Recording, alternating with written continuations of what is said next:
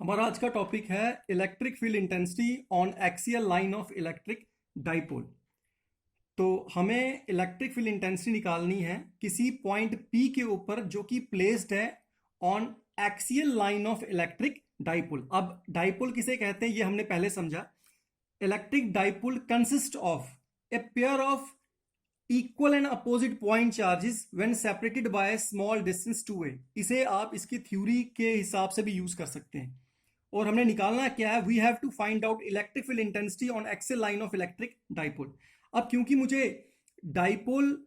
की वजह से किसी पॉइंट P के ऊपर electric field intensity, net electric field intensity निकालनी है, और क्योंकि डाइपोल के पास दो पॉइंट चार्ज आता है माइनस क्यू और प्लस क्यू, तो क्यों ना पहले मैं माइनस क्यू की वजह से P पॉइंट पे इलेक्ट्रिक फील्ड इंटेंसिटी निकालूं, फिर मैं प्लस क्यू की वजह से P पॉइंट पे इलेक्ट्रिक फील्ड इंटेंसिटी निकालूं, उसके बाद दोनों का नेट निकाल दूं, तो मेरे पास नेट इलेक्ट्रिक फील्ड इंटेंसिटी निकल जाएगी। और क्योंकि electric field intensity is force experienced per unit positive charge, इसलिए P पॉइंट पे मैंने +1 का चार्ज रखा और दिखता है सामने माइनस क्यू की वजह से P पॉइंट पे कितनी इलेक्ट्रिक फील्ड इंटेंसिटी हो सकती है, क्योंकि these are opposite charge, minus and +1 plus charge.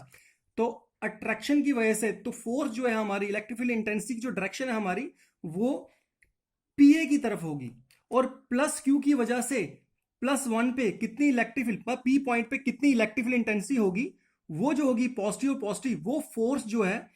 जो इलेक्ट्रिक फील्ड इंटेंसिटी की जो डायरेक्शन है वो होगी BP प्रोड्यूस की तरफ। तो चलो हम निकालते हैं, पहले निकालते हैं हम electric field intensity due to minus Q at point P। तो लेट करें, अगर E1 is electric field intensity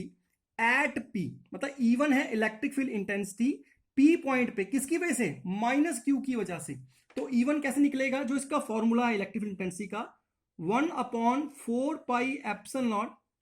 Q upon distance का स्क्वायर, और माइनस क्यू और ये +1 जो P पॉइंट है, A P is the distance between A and P point, तो मेरे पास आएगा AP का स्क्वायर। अब ये AP किसके बराबर है, यहां सामने दिख रहा है AP is equal to OP plus OA। तो यहां मैं सब्स्टिट्यूट करूंगा, मेरे पास आएगा 1/4πε0 Q upon R plus A का होल स्क्वायर, क्योंकि ये R प्लस A मिलकर AP बनाता है, तो ये हमारे पास E1 निकल जाता है। इसी तरह से अगर मैं सपोज करूं कि प्लस क्यू की वजह से P पॉइंट पे कितनी इलेक्ट्रिक फील्ड इंटेंसिटी है, मान लीजिए E2, तो E2 if is the electric field intensity at P due to charge plus q, तो इसका फॉर्मूला क्या आएगा, 1/4πε0 Q अपॉन, अब प्लस क्यू और ये B और P के बीच में डिस्टेंस कितना है, BP का स्क्वायर।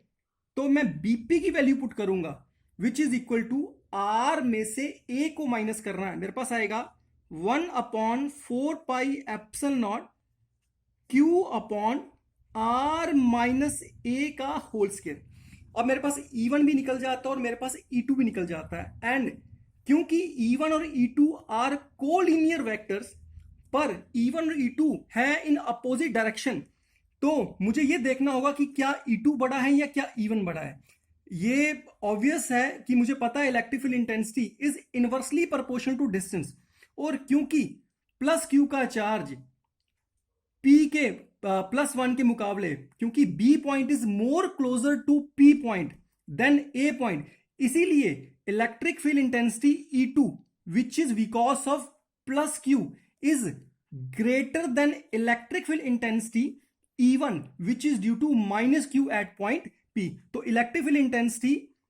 E2 E1 से बड़ी होगी, क्यों, क्योंकि E2 जिसकी वजह से, जिस चार्ज की वजह से वो P पॉइंट के ज्यादा क्लोज है। तो अब रिजल्टेंट इलेक्ट्रिक फील्ड इंटेंसिटी मैं कैसे निकाल सकता हूं, वो निकलेगी बड़े में से इलेक्ट्रिक फील्ड से आप छोटे को माइनस करें। तो अब इन दोनों की वैल्यूज को आपने सब्स्टिट्यूट करना है और आंसर निकालना। आप कैसे सब्स्टिट्यूट करेंगे, जब आप E2 की वैल्यू और E1 की वैल्यू को यहां पे सब्स्टिट्यूट करते हैं, दिखता है सामने E1 और E2 दोनों के बीच में Q/4πε0 इसके पास भी है और Q/4πε0 इसके पास भी, तो जब माइनस करके दोनों की जो कॉमन चीज को आप कॉमन ले सकते हैं पहले से ही, तो मेरे पास आएगा Q upon 4 pi epsilon not पहले ही कॉमन आ जाएगा। अब E2 में क्या बचा, इस E2 में क्या बचा, जब मैंने Q upon 4 pi epsilon common ले लिया, मेरे पास बचा 1 अपॉन R माइनस ए का होल स्क्वायर माइनस, अब E1 में क्या बचता है, जब मैं Q upon 4 pi epsilon minus कर लेता और निकाल लेता हूं तो मेरे पास बचता है 1 अपॉन R प्लस ए का होल स्क्वायर। अब इसे आपने सॉल्व करना है, और जब आप सॉल्व करते हैं तो आपके पास बाद में ये निकलता है Q upon 4 pi epsilon naught, और यहां पे निकलेगा आपका 4AR upon R minus r square minus a square का होल स्क्वायर। इसे आप कुछ इस तरह भी लिख सकते हैं,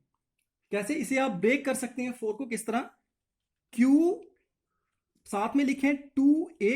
और ये 2A को यहां पे रहेगा और वो आएगा साथ में 2R,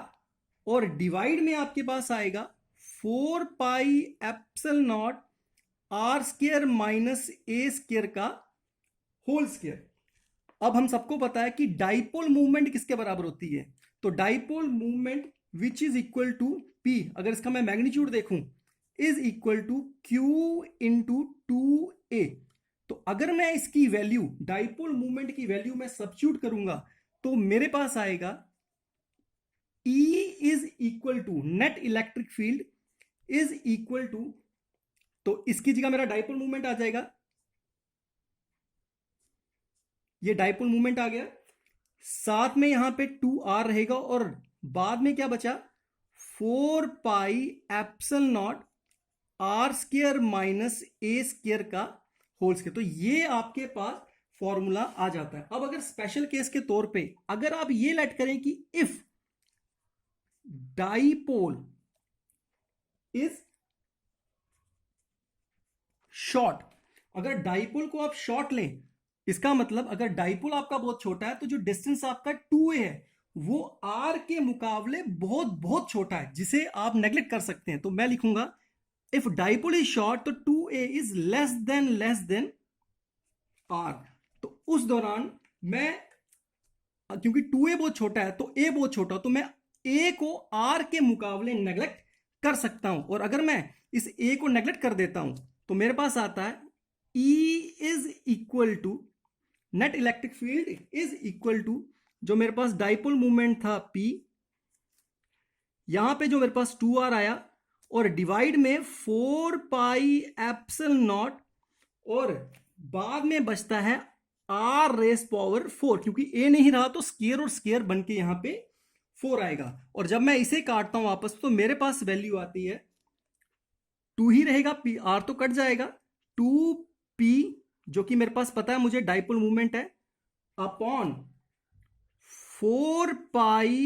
epsilon not R Q।